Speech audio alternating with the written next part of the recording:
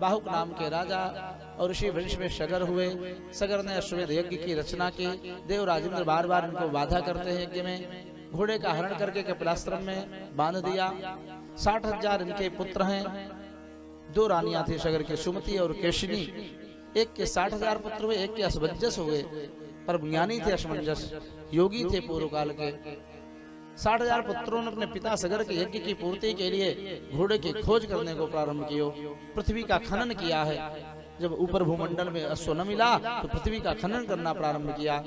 सगर के पुत्रों के खनन के कारण सागर की उत्पत्ति हुई और इस प्रकार से खोदते खोदते पूर्वांचल में, पूर्व और दक्षिण के कोण में, अग्नि कोण में सज्जनों कपिलाश्रम में जब ये पहुंचे, कपिल भगवान ध्यान में आनंद में लीन है।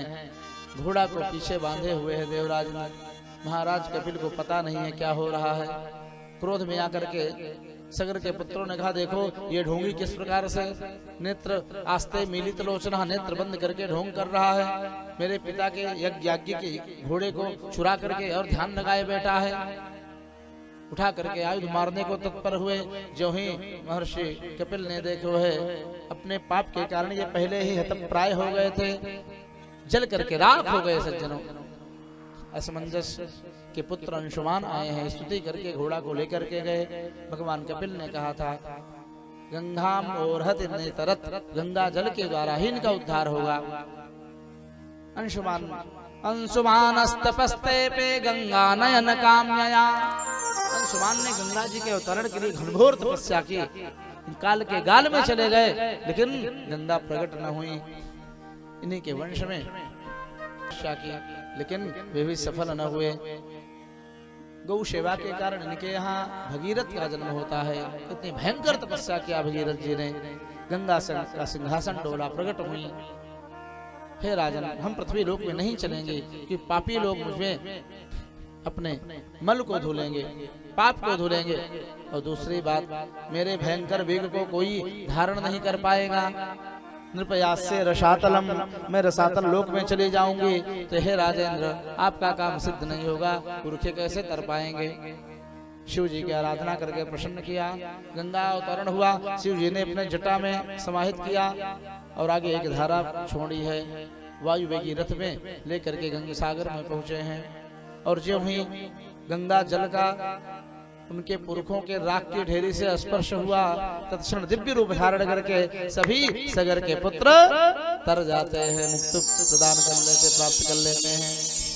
यज्जनस परस मात्रेण ब्रह्मदंड हतायपि सगरात्मजा दिवम जगमुः केवलम देह भस्मभिः। नहि एतत् परमाश्चर्यम् स्वरधुन्याय दिहोदितम् अनंत चरणाम्भोज प्रसूताया भवच्छिदः। भगवान अनंत नारायण वामन के चरणार विंद से निकली हुई दिव्य गंगा है।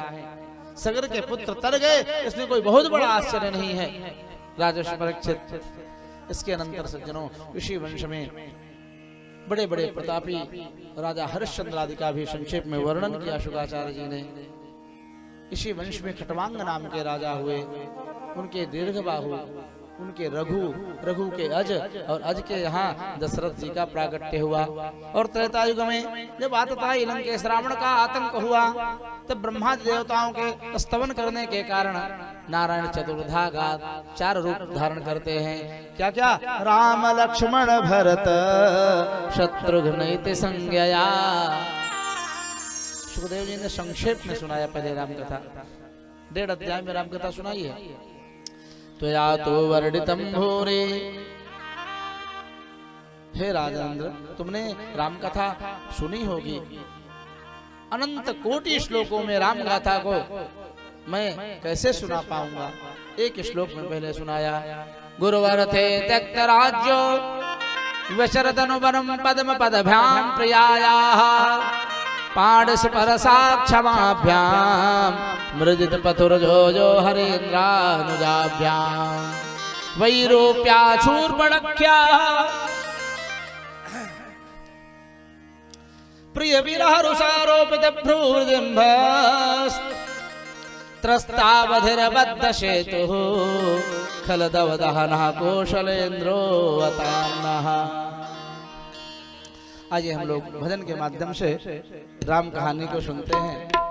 और हम लोग बड़े ही भाग्यशाली हैं जो आपके देश में इस समय प्रधानमंत्री मोदी जैसे महायशस्वी देश के रक्षक हैं, योगी जैसे देश के राष्ट्र के राज्य के रक्षक हैं। सज्जनों, कितना अद्भुत दिव्य अयोध्या में राम मंदिर बन रहा है, जिस राम मंदिर का निर्णय 550 साल तक से नहीं निकल पाया। उनका दिव्य प्राकट्य हुआ, उनकी दिव्य राजधानी, और वहां पर उनका मंदिर नहीं बन पा रहा था। ऐसे दुष्ट राजनीतिज्ञ नेताओं के कारण अनेक प्रकार के व्यतिक्रम आते रहे वहां। धन्य है पीएम मोदी जी, जिन्होंने राम मंदिर के लिए इतना तत्परता से काम किया है। बोलो राधा रामचंद्र भगवान की जय हो।